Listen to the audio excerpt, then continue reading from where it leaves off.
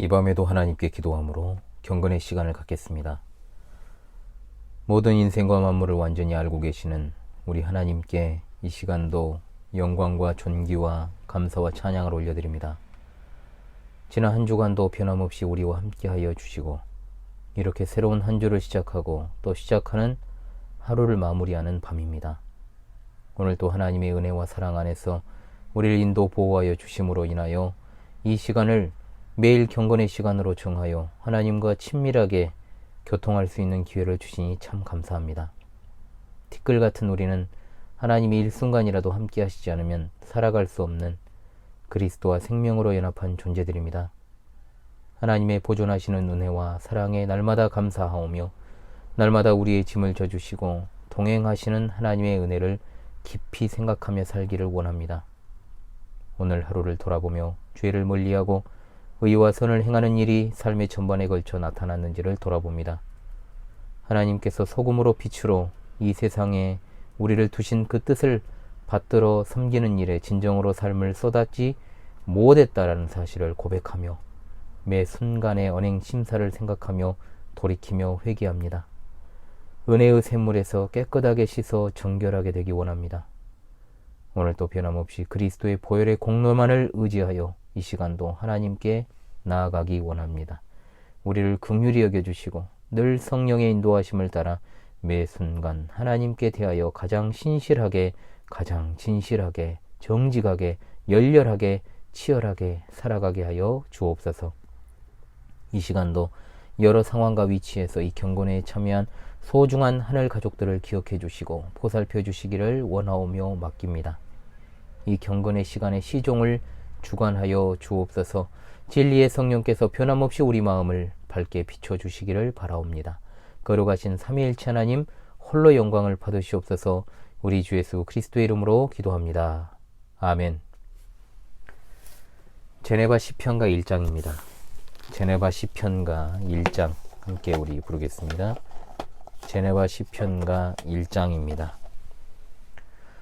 복 있는 사람 악인의 꾀를 따르지 않고 죄인의 길에 서지 아니하며 오만한 자리 앉지 아니하고 여호와 율법 즐거워하여 주야로 묵상하는 자로다. 시냇가에 심기운 나무가 저를 따라서 열매 맺으며 그 잎사귀가 마르지 않음과 그 행사가 다 형통하리로다. 악인들 그렇지 아니하며 오직 바람에 나는 겨갔네.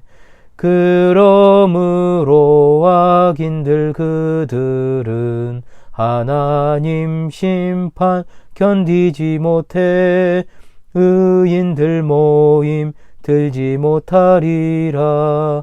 의인의 길은 의인들의 길은 여호와께서 인정하시나 악인의 길은 망하리로다. 아멘. 악인의 길은 망합니다. 하나님 말씀 보겠습니다. 사도행전 9장 10절로 19절의 말씀입니다. 사도행전 9장 10절로 19절의 말씀을 제가 낭독하도록 하겠습니다. 사도행전 9장 10절로 19절의 말씀입니다. 그때 다메섹에 아나니아라 하는 제자가 있더니 주께서 환상 중에 불러 이르시되 아나니아야 하시거늘 대답하되 주여 내가 여기 있나이다 하니 주께서 이르시되 일어나 집가라 하는 거리로 가서 유다의 집에서 다섯 사람 사울이라 하는 사람을 찾으라. 그가 기도하는 중이니라. 그가 아나니아라 하는 사람이 들어와서 자기에게 안수하여 다시 보게 하는 것을 보았느니라 하시거늘 아나니아가 대답하되 주여 이 사람에 대하여 내가 여러 사람에게 듣사온즉 그가 예루살렘에서 주의 성도에게 적지 않은 해를 끼쳤다 하더니 여기서도 주의 이름을 부르는 모든 사람을 결박할 권한을 대제사장들에게서 받았나이다 하거늘 주께서 이르시되 가라. 이 사람은 내 이름을 이방인과 임금들과 이스라엘 자손들에게 전하기 위하여 택한 나의 그릇이라. 그가 내 이름을 위하여 얼마나 고난을 받아야 할 것을 내가 그에게 보이리라 하시니 아나니아가 떠나 그 집에 들어가서 그에게 안수하여 이르되 형제 사울아 주 곧 내가 오는 길에서 나타나셨던 예수께서 나를 보내어 너로 다시 보게 하시고 성령으로 충만하게 하신다 하니 즉시 사울의 눈에서 비늘 같은 것이 벗어져 다시 보게 된지라 일어나 세례를 받고 음식을 먹음에 강건하여 지니라. 아멘. 사울이 다메섹 성에서 차후 지시를 기다리기에 앞서서 하나님께서는 다메섹에 있던 제자 아나니아를 찾아오십니다. 아나니아는 경건한 사람이며 모든 유대인들에게 칭찬을 듣는 사람이라고 사도행전 22장 12절에 소개되어 있습니다. 그는 하나님의 부르심에 그의 조상들이 하나님께 대답했던 것처럼 순종적으로 대답하지요. 주여 내가 여기 있나이다 라고 말입니다. 하나님께서는 분명 당신의 종들에게 환상이나 꿈으로 말씀하신다는 것을 우리가 알 수 있습니다. 그러나 이 시대에는 사탄이 거짓 환영을 통해 불신자들을 속여 그들의 도구로 만들기 위한 책략들이 많습니다. 하나님의 말씀인 계시가 완성된 이 시대에 하나님은 친히 그 백성의 마음을 성령으로 밝히 조명하여 주셔서 능히 영적으로 분별할 능력을 허락하십니다. 결코 환상이나 꿈과 같은 신비주의에 빠져 하나님의 말씀을 뒷전으로 하는 우를 범해서는 안 될 줄로 합니다. 11절로 12절을 통해 알 수 있는 것은 사울과 아나니아의 만남은 하나님의 작정하심에 따라 이루어진 것이라는 사실입니다. 주님께서는 아나니아에게 갈 곳과 찾아야 할 사람에 대해서 구체적으로 알려주셨습니다. 또한 한편으로 주님은 사울에게는 아나니아라는 사람이 자신을 찾아올 것이라고 알려주십니다. 10장에 되면 이제 고넬료와 베드로의 만남이 나오는데 이러한 비슷한 환상을 통해 하나님은 둘을 연결시켜 주시는 것을 알게 됩니다.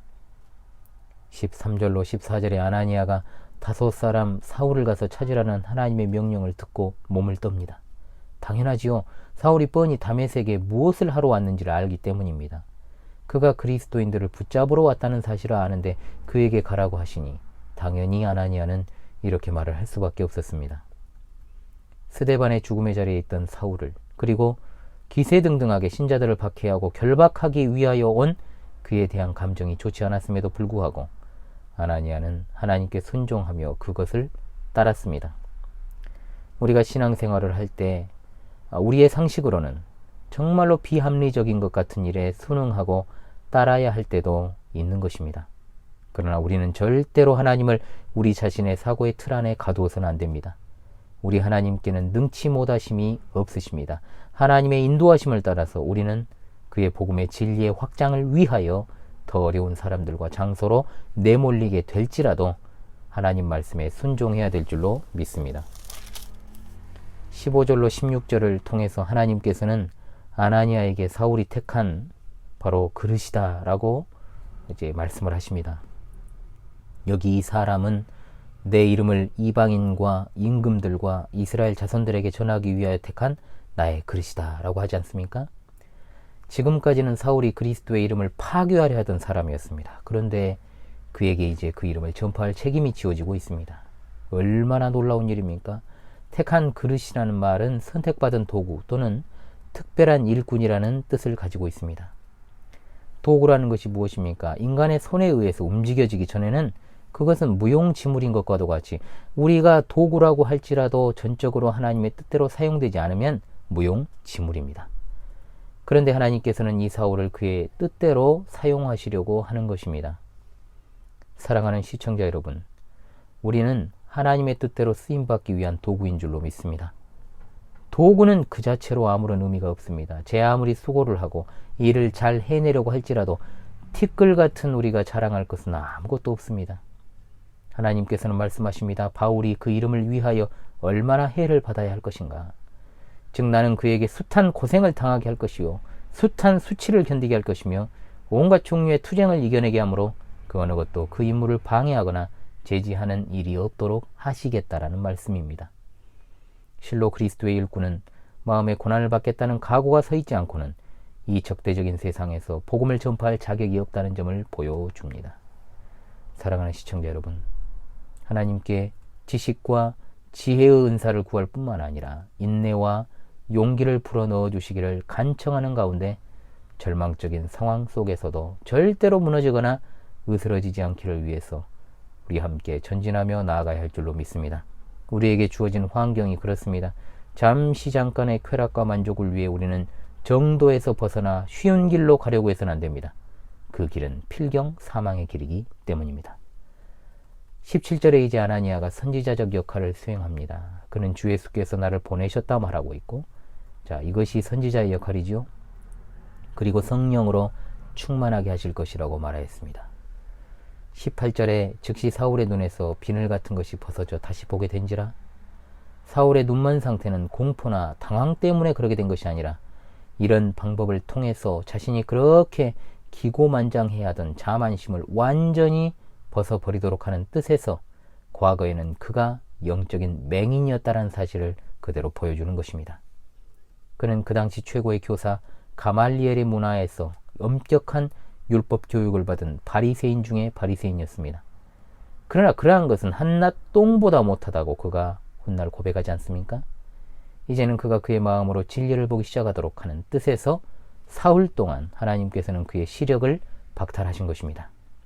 스스로 현명하지 않은 사람들이 실로 이와 같습니다. 모두가 이처럼 눈먼 상태가 되지 않으면 의의 태양이신 그리스도를 바라보지 못합니다. 왜냐하면 우리 마음의 눈을 여는 것은 오직 빛 대신 주님 한 분뿐이시기 때문입니다.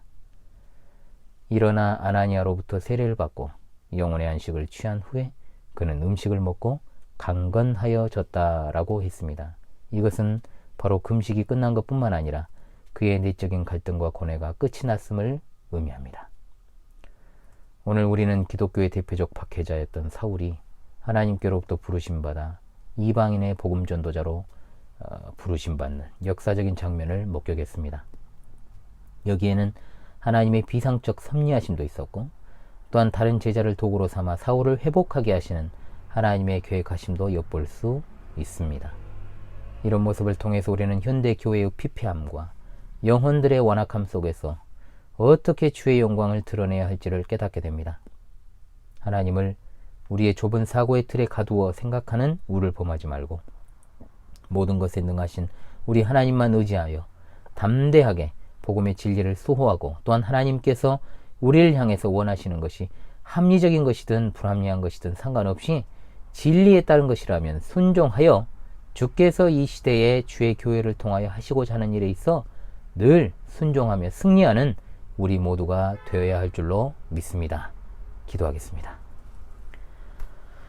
오늘 하루도 우리와 변함없이 동행하여 주시고 우리의 모든 출입을 지켜주신 하나님 아버지께 감사합니다.